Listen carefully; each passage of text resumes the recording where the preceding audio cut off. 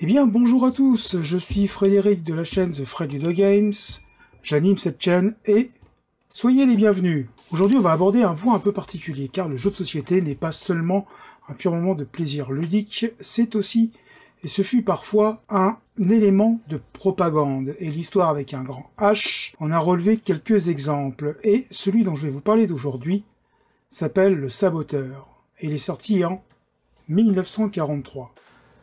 Alors avant de rentrer dans le vif du sujet, posons le contexte historique afin de bien appréhender pourquoi ce jeu et quel fut son rôle. Alors certains jeux sont dits des jeux de l'ombre, ça veut dire que ils étaient plus ou moins cachés et du moins cachés au grand public, mais ça ne veut pas dire que ces jeux n'existaient pas. Certains sont parvenus jusqu'à nous. C'est exactement le cas de Sabotage ou Le Sabotage. Un jeu qui a été créé par la résistance danoise pendant l'occupation du royaume de 1940 à 1945. Alors ce jeu simule un acte réel de sabotage qui a eu lieu contre la Scandia Locomotive Factory à Randers, à peu près à 330 km au nord-ouest de Copenhague, le 6 juillet 1943, et a coûté la vie à deux gardes de l'usine. Et le jeu défie tous les saboteurs d'infiltrer et de faire le plus de dégâts possible contre les installations ennemies. Ça, c'est le postulat de départ. Alors le Danemark a été occupé par les forces allemandes, l'envahisseur donc, à partir de avril 1940. Rapidement, le Danemark a signé un pacte de non-agression avec l'occupant afin de préserver l'intégrité du royaume. Alors pendant cette occupation, qui fut relativement bien plus clémente que dans d'autres pays, un groupe de résistants, ou du moins une forme de résistance se met en place progressivement à travers le pays, à travers entre autres deux groupes, la BOPA, partisans civils communistes, et le groupe Holger Dansk, tous les deux issus de Copenhague. Mais c'est à partir de 1943 que la résistance danoise va prendre tout son essor et que les actes de malveillance envers l'occupant vont s'intensifier. C'est donc en 1943, moment où la résistance danoise est la plus violente vis-à-vis de l'occupant, que ce jeu va commencer à circuler sous le manteau. Et le jeu oppose globalement deux saboteurs, enfin un ou deux saboteurs contre un ou deux gardes.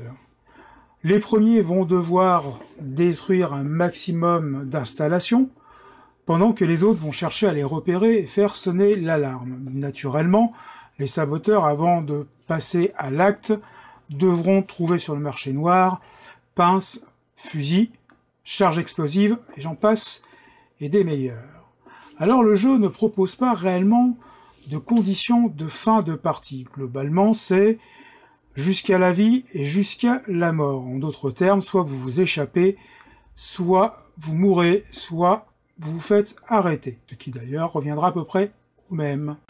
Dans ce jeu, tous les déplacements seront gérés avec un D6, de la même manière que les combats, s'ils ont lieu, seront gérés par le même D6. Alors effectivement, en termes de mécanique, il n'est pas très intéressant. Les règles sont partiellement écrites et certaines situations deviennent inextricables, mais il faut le voir vraiment non pas comme un jeu, même s'il date de 1943, qu'il était vendu comme un jeu et entre autres comme un print and play au demeurant, mais il est plutôt, on va dire, une sorte de simulation pour devenir des saboteurs. Et il invite clairement la population à prendre son rôle. C'était le but et l'objectif premier de ce jeu. Ce jeu n'était pas fait pour distraire, ce jeu a été fait et a été réalisé pour inciter les gens à la révolte.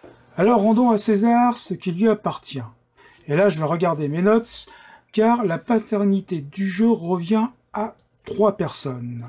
La première, c'est Christian Gabriel Bach, qui est mort en 1995, qui était ingénieur et résistant.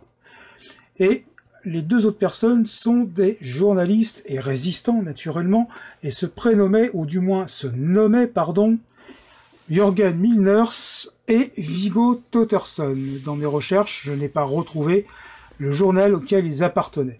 Sachez que l'histoire est faite également de, comment dirais-je, d'ironie.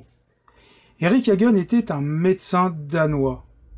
Médecin mais également résistant qui va mourir le 6 juin 1944 en revenant de Grossup, je ne sais pas comment on prononce, après un attentat ou après un acte de résistance suivant le point de vue qu'on va adopter.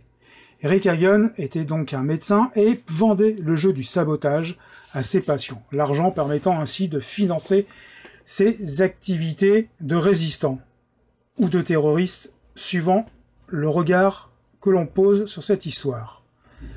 Alors je vais dédier naturellement cette vidéo à Monsieur Hagen, médecin, résistant, mort pour la liberté. Et la nôtre, ne l'oubliez pas. Je vous remercie et je vous souhaite un excellent jeu et je vous souhaite plein de bonnes choses. Et pour l'instant, ma foi, vous allez rester chez vous. Mais on se voit bientôt.